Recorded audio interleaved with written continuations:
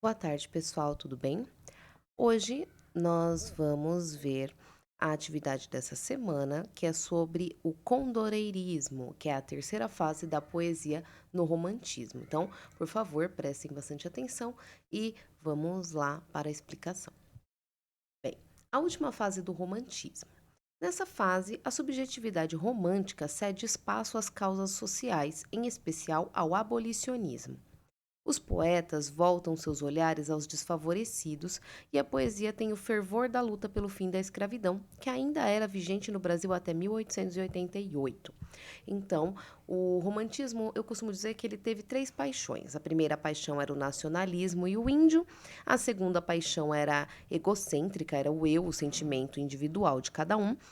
E a terceira paixão foram as causas sociais, principalmente o abolicionismo. O Brasil foi um país escravocrata, né, um país que tinha escravidão declarada, é claro, né, até o ano de 1888, mas antes do fim da escravidão, o romantismo já tinha acabado.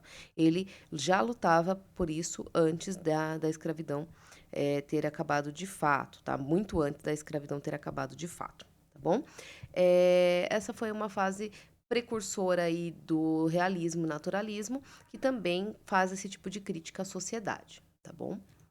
Bem, as características dessa fase, ao contrário da primeira fase que exaltava as belezas do país, essa fase ela busca falar do que é errado, do que é feio na sociedade brasileira. Ela critica os problemas e mostra para todo mundo. E ela recebe esse nome de condoreirismo como uma alusão à ave condor, que é uma ave que voa alto e enxerga grandes distâncias, mostrando então que os poetas, né, os artistas dessa época enxergavam de longe e podiam mostrar essa visão de liberdade, mostrar os problemas para os homens comuns. Tudo bem? Bom, e do livro de vocês, tá aí, ó, Valorização da Causa Abolicionista. Alguns escritores do romantismo voltaram seu olhar para os desfavorecidos, para aqueles que sofriam, que eram injustiçados. A grande causa social defendida pelos poetas românticos dessa corrente é o abolicionismo. E entre os poetas brasileiros que se destacaram nessa empreitada está Castro Alves. Na obra desse escritor, a subjetividade romântica, a volta do eu para si mesmo, cede espaço à percepção dos desequilíbrios sociais. A quinta parte do longo poema O Navio Negreiro, transcrita a seguir, apresenta o eu lírico no papel de observador privilegiado do que ocorria dentro desses navios que transportavam os escravos da África para o Brasil.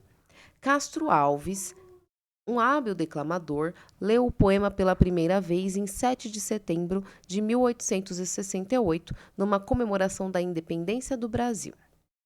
Então, nós vamos ler um trechinho do poema O Navio Negreiro já já, tá? Esse é o ator que interpretou o Castro Alves num filme, tá? Num filme sobre ele.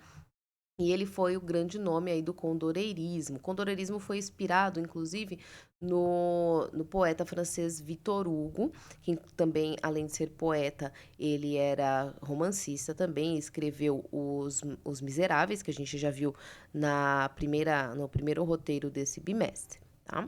Então, eles se inspiraram nesse autor francês para criticar a sociedade como ele também criticava. A arte a serviço de uma causa. Castro Alves costumava declamar seus poemas de caráter social. Por isso, ao construí-los, empregava uma linguagem pomposa, com inúmeros adjetivos e figuras de estilo. Pretendia despertar a emoção do seu ouvinte, sensibilizando-o para o problema da escravidão. No texto lido, por exemplo, a pergunta feita pelo poeta é retórica, já que o eu lírico não espera resposta nenhuma. Está diante do fato o sofrimento dos africanos escravizados nos navios negreiros. As imagens são grandiosas. Superfície do mar é igual a manto, navio é igual a borrão, movimento das ondas é igual à esponja das vagas. Os adjetivos são inúmeros, usados em tom bastante enfático. Por exemplo, severa, libérrima e audaz para a musa, simples, fortes e bravos para homens, sedentas, desgraçadas e alquebradas para mulheres, negro, fundo, infecto, apertado e imundo para porão. A estratégia do poeta mostra que ele tinha consciência de que o discurso inflamado provocaria emoção e que pretendia assim conquistar seu público para a causa que defendia. O Navio Negreiro é um bom exemplo da chamada literatura engajada, ou seja, a literatura que serve a uma causa. A arte, nesse caso, é concebida como um meio de denunciar problemas sociais, o drama da escravidão. Em algum outro momento eu disse para vocês que a poesia ela tem a função de ser bela. E tornar uma coisa dolorosa desse jeito bela, com, por exemplo, o acréscimo de adjetivos ou de imagens, de figuras de estilo, faz com que as pessoas se comovam melhor e possam, inclusive, ter interesse nessa causa que era a libertação dos escravos, tá bom? O grande nome, então, da terceira geração é Castro Alves, o qual escreveu muitas obras, dentre elas a mais famosa, O Navio Negreiro, da qual você verá a quinta parte a seguir, fala sobre a desumanização dos negros escravizados e expõe a todos os horrores da escravidão. Então vamos ler a quinta parte desse poema, é um texto bastante longo, mas esse aqui é só um trecho dele. Então vamos lá. Acompanhem no livro de vocês, tá bom? Nós temos esse poema aí, então, por favor, façam a leitura juntamente comigo. O Navio Negreiro. Senhor Deus dos desgraçados, dizei-me vós, Senhor Deus, se é loucura, se é verdade, tanto horror perante os céus? Ó mar, por que não apagas com a esponja de tuas vagas, de teu manto este borrão? Astros, noites, tempestades, rolai das imensidades, varrei os mares, tufão. Quem são estes desgraçados que não encontram em vós mais que o rir calmo da turba, que excita a fúria do algoz? Quem são? Se a estrela se cala, se a vaga à pressa resvala, como um cúmplice fugaz perante a noite confusa. Dize-o tu, severa musa, musa libérrima, audaz. São os filhos do deserto, onde a terra esposa a luz, onde vive em campo aberto a tribo dos homens nus. São os guerreiros ousados que com os tigres mosqueados combatem na solidão. Ontem simples, fortes, bravos, hoje míseros escravos, sem luz, sem ar, sem razão.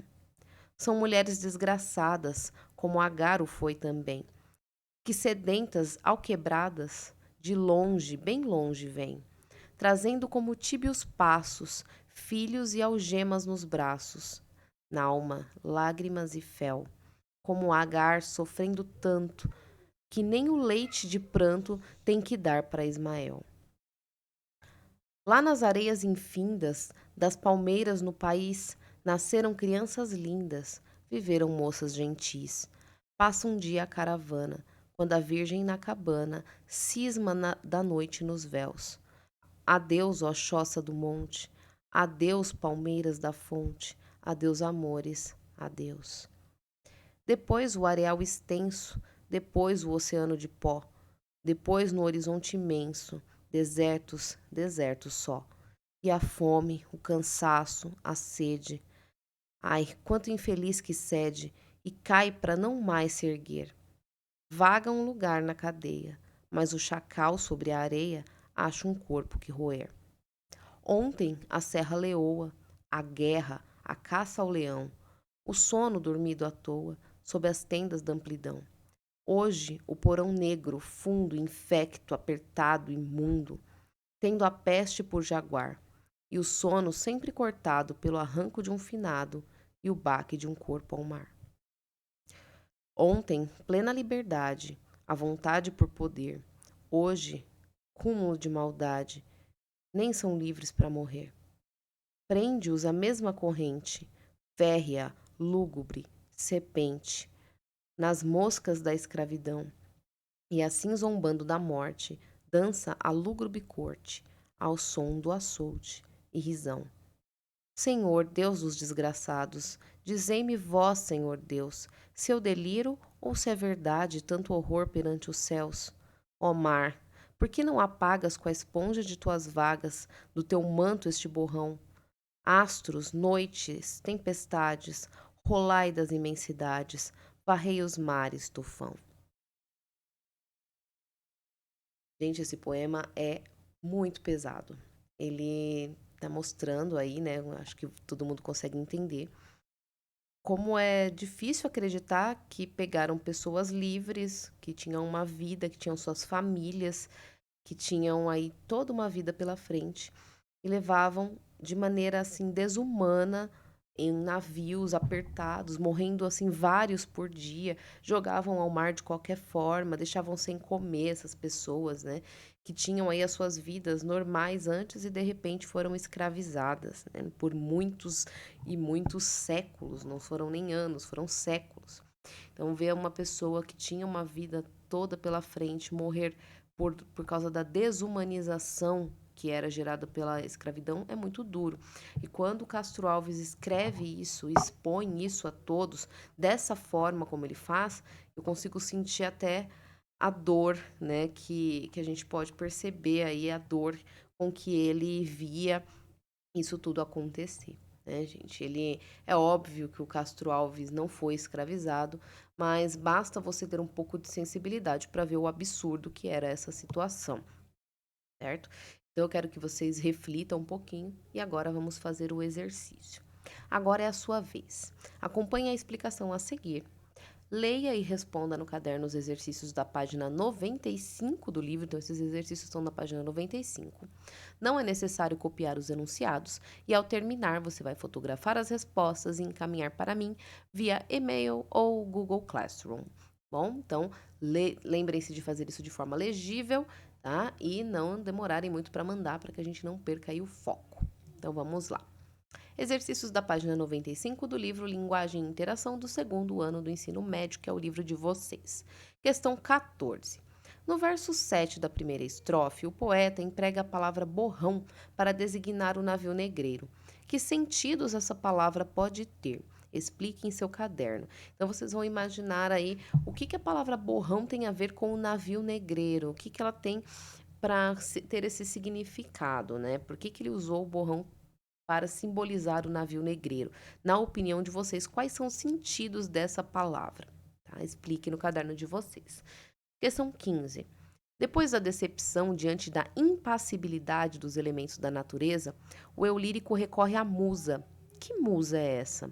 Com que adjetivos ele a caracteriza? Então ele recorre aí a Deus, aos céus, aos mares, né, aos ventos, ele recorre a todos os elementos da natureza possíveis para acabar com isso. Mas ele não é atendido. Então ele recorre a uma musa, né? Ele fala, ó, musa.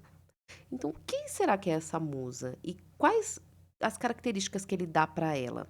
Então, reflitam, leiam o texto novamente, reflitam quem é essa musa que ele cita no texto e quais são as características que ele dá para ela através de adjetivos, tá bom? Questão 16. Onde fica a Serra Leoa? Localize o país no mapa mundi e responda no caderno. Por que o autor se referiu a esse lugar? Então, eu quero que vocês vão lá na internet, ou, né, ou se vocês tiverem um mapa, um livro de geografia, e localizem Serra Leoa. Vejam em que continente ela se localiza, né? E que tipo de informações você consegue obter sobre esse lugar. E aí vocês vão ter que refletir por que o autor se referiu a esse lugar, tá? Por que ele fala aí de Serra Leoa no texto.